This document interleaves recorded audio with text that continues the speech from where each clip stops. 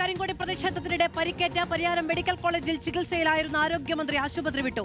ഇന്ന് പുലർച്ചെ 4 മണിയോടെയാണ് വീണ ജോർജിനെ ആശുപത്രിയിൽ നിന്ന് ഡിസ്ചാർജ് ചെയ്തത്. വിവാദത്തിൽ പരസ്പരം ആരോപണമുയർത്തി കൊമ്പ് കോർക്കുകയാണ് CPM-ഉം കോൺഗ്രസും.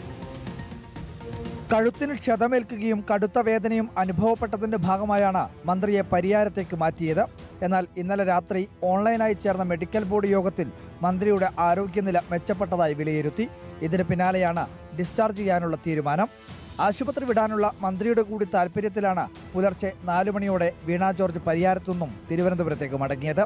സംഭവത്തിന്റെ മറവിൽ CPIM കേരളം മുഴുവൻ അക്രമം അഴിച്ചുവിടുകയാണെന്ന് പ്രതിപക്ഷ നേതാവ് VD സതീശൻ കുറ്റപ്പെടുത്തി. KSU പ്രതിഷേധത്തിനിടെ പരിക്കേറ്റു എന്ന പച്ചക്കള്ളം വ്യാപകമായി പ്രചരിപ്പിച്ച് കേരളം മുഴുവൻ അക്രമം നടത്തുകയാണ് CPM ചെയ്യുന്നത്. പതിയിരുന്നുള്ള ആക്രമണമാണ് KSU നടത്തിയതെന്ന് ആവർത്തിക്കുകയാണ് CPIM. രണ്ടുപേര് പതുങ്ങി മന്ത്രി ഒറ്റയ്ക്ക് നിൽക്കുന്നു എന്ന് കണ്ടപ്പോൾ ഓടി മന്ത്രിയുടെ അടുക്കലേക്ക് ഓടിച്ചെന്ന് അവരെ ആക്രമിക്കാൻ വേണ്ടി ശ്രമിക്കുന്നത് അത് ഇവരുടെ ആക്രമണമാണ് അവർ അവശയായി വീഴുന്നതിന് കാരണമായത്.